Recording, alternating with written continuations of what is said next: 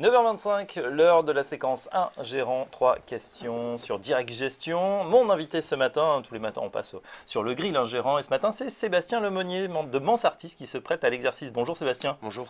Alors première question, Mansartis, ça fait un peu plus d'un an que vous êtes dans le groupe. Parlez-nous de cette société de gestion située pas très loin de notre studio qui est à Opéra. Vous êtes près de la place Vendôme. C'est ça, on est place Vendôme.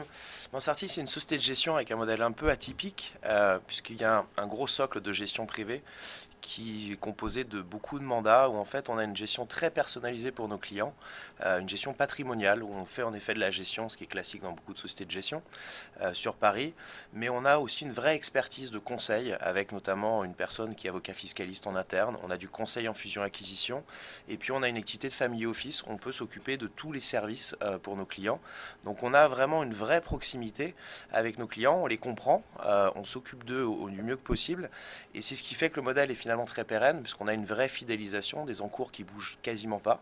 Et aujourd'hui, avec la nouvelle étape, parce que la société a changé de nom il y a un peu plus d'un an et demi, une volonté justement de s'axer sur le développement avec une équipe qui s'est renforcée d'experts, soit en stock picker, soit dans la gestion privée, justement pour amener des domaines de compétences supplémentaires pour mieux servir encore nos clients et puis faire en sorte que la société soit mieux connue de l'extérieur et puis commencer à développer soit sur d'autres gestions privées, soit sur des institutionnels, caisses de retraite, family office. Alors family office, ça veut dire des familles souvent fortunées dont vous occupez très bien, mais pas seulement. Les fonds que vous gérez sont ouverts à tous. On va parler justement de votre fonds, Sébastien Lemonnier. Vous gérez Mansartis Europe. C'est ça.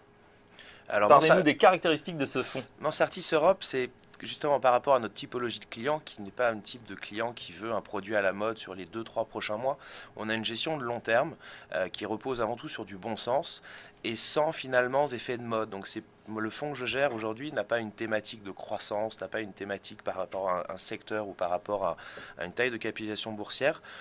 C'est un peu comme les femmes, il y a des jolies femmes blondes, il y a des jolies femmes brunes. Chez nous, c'est la même chose. On a des jolies sociétés dans tel ou tel secteur, des jolies sociétés dans telle ou telle zone géographique ou taille de capitalisation boursière. Donc finalement, c'est un fonds carte blanche. Alors Europe, ça veut dire quand même que c'est les moyennes et grandes capitalisations voilà, sur l'Europe. C'est ça, mais c'est un fonds carte blanche dans le sens où notre investissement va reposer sur du bon sens, sur la qualité des fondamentaux de la société. Donc, quelle est l'activité de la société? Est-ce une activité en croissance structurelle ou pas? Est-ce que la société a un avantage compétitif par rapport à ses concurrents? Du coup, est-ce qu'elle a des bonnes marges? Est-ce que le management est de qualité? Alloue bien les capitaux? Donc ça, c'est la première partie. Et puis l'autre partie, c'est d'acheter finalement au bon prix, puisqu'on est là pour essayer de trouver le meilleur couple rendement-risque pour nos clients. Donc il y a une vraie approche sur la valorisation où on essaye de voir si justement le marché, monsieur marché, par ses effets de mode de court terme, a tendance parfois à se tromper ou pas.